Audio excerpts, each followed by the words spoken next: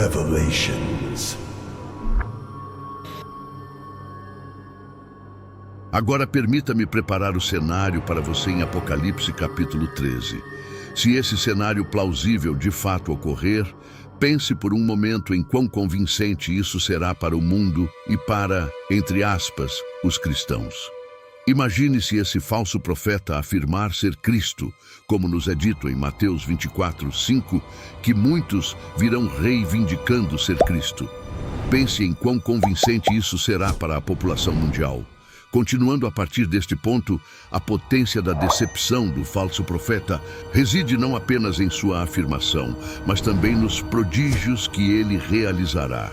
Apocalipse 13 detalha os sinais miraculosos que esse segundo ser, o falso profeta, executará. Esses sinais não são meros truques, são sobrenaturais por natureza, projetados para dar validade ao falso profeta. Por exemplo, a capacidade de fazer descer fogo do céu é uma imitação direta do poder profético demonstrado por Elias no Antigo Testamento. Para o mundo desprevenido, esses milagres servirão como prova de sua autoridade divina, tornando sua alegação de ser o Cristo parecer crível. Pense por um momento, apenas pense em quão convincente isso será para o mundo. Considere o grande número de chamados cristãos que ficariam convencidos de que esse falso profeta é o Cristo, se o vissem trazer fogo do céu. A natureza persuasiva desses milagres não pode ser subestimada em um mundo que busca sinais e maravilhas. A capacidade de realizar tais feitos cativará muitos. Mesmo cristãos, especialmente aqueles que não estão fundamentados nas Escrituras, seguirão esses sinais e maravilhas. A visão de fogo do céu, entre outros milagres, será uma ferramenta poderosa nas mãos do falso profeta para seduzir até mesmo aqueles que podem ser céticos. Lembre-se de que o coração humano anseia pelo miraculoso e, na ausência de discernimento, pode ser facilmente desviado por exibições espetaculares de poder. Continuando, a narrativa do Êxodo fornece uma lição crucial sobre discernir a fonte dos milagres. Quando Arão, sob o comando de Deus, realizou sinais milagrosos no Egito, os magos do faraó foram capazes de replicar alguns desses prodígios. Este episódio ilustra claramente que feitos milagrosos em si não são prova definitiva de que alguém é do Senhor Deus Todo-Poderoso. Assim como os magos egípcios foram capazes de imitar milagres de Arão em certa medida, o falso profeta, empoderado por forças demoníacas, realizará sinais que imitam aqueles associados ao poder divino. Além disso, outro elemento convincente será a habilidade persuasiva do falso profeta ao falar, conforme indicado por sua fala como um dragão. Suas palavras serão sedutoras e convincentes, oferecendo uma falsa sensação de esperança e paz em um mundo cheio de caos e incerteza. A eloquência e a segurança em seu discurso atrairão muitos a acreditar em sua falsa mensagem de salvação. Teologicamente falando, este cenário levanta implicações sérias sobre a necessidade de discernimento nos últimos dias. Se esse cenário plausível se concretizar, cristãos que forem enganados por esse falso profeta não terão base para se apoiar, pois Cristo mesmo, em Mateus 24, nos advertiu que haverá pessoas nos últimos dias que virão e dirão: "Eu sou Cristo." Os crentes precisam estar fundamentados na verdade das Escrituras e nos ensinamentos de Cristo para resistir a tal engano. E isso destaca a importância de compreender a natureza dos verdadeiros milagres, a imagem de Cristo, que não se trata apenas de poder, mas de direcionar as pessoas ao arrependimento e ao reino de Deus. Entretanto, os milagres deste falso profeta levarão as pessoas ao anticristo e à marca da besta. Agora, voltando ao capítulo 24 do livro de Mateus, vemos 18 versículos depois de Mateus 24:5. Lemos Mateus 24:24. Pois se levantarão falsos cristos e falsos profetas, e farão grandes sinais e prodígios, de tal maneira que, se possível, enganariam até os escolhidos.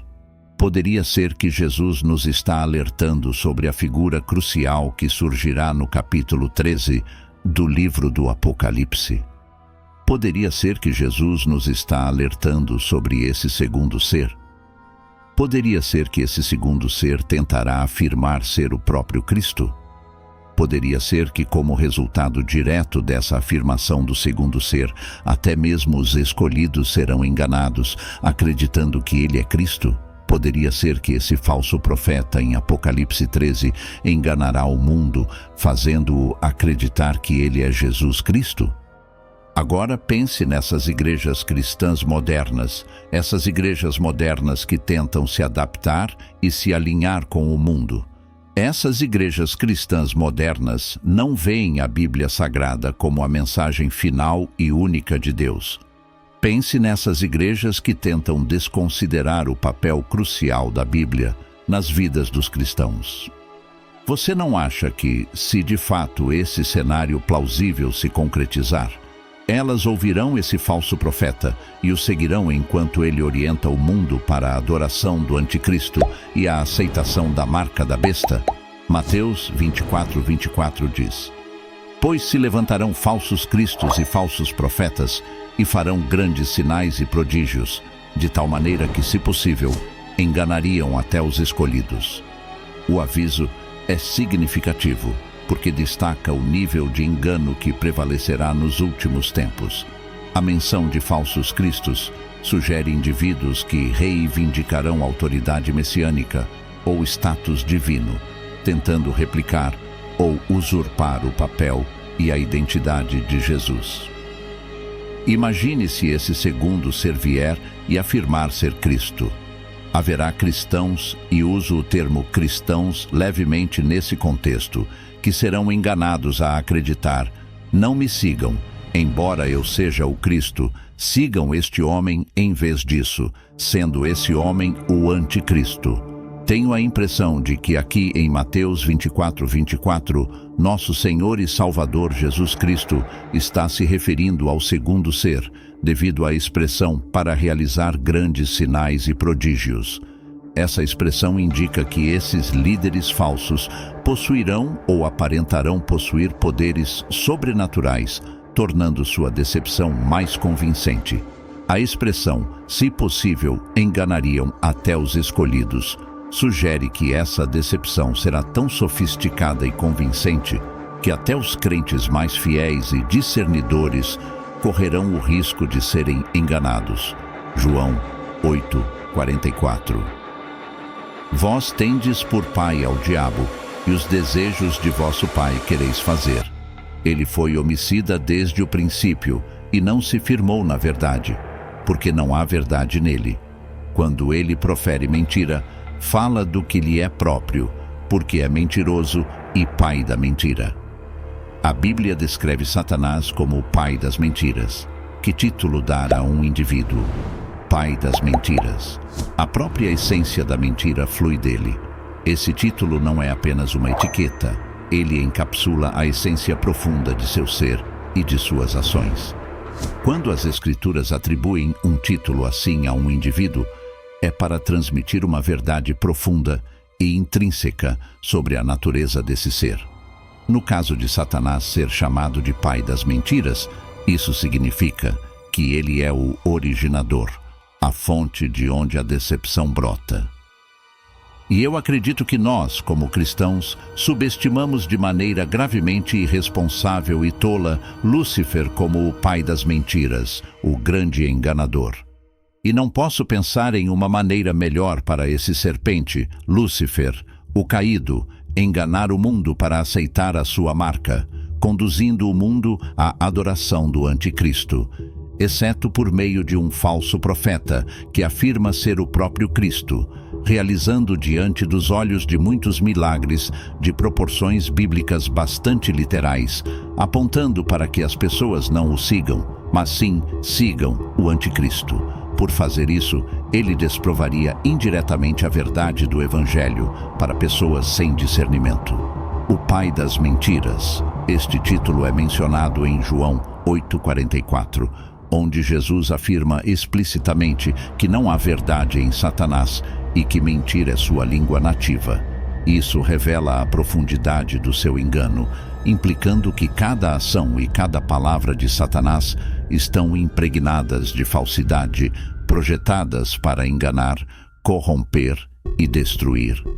Suas mentiras não são simples inverdades, são elaboradas para afastar as pessoas da verdade de Deus, distorcer sua percepção da realidade e aprisioná-las em servidão espiritual. Não perca a continuação no próximo vídeo. Você não acreditará no que o anticristo fará a seguir. Inscreva-se no canal, ative as notificações e compartilhe o vídeo. Obrigado por assistir e fique com Deus.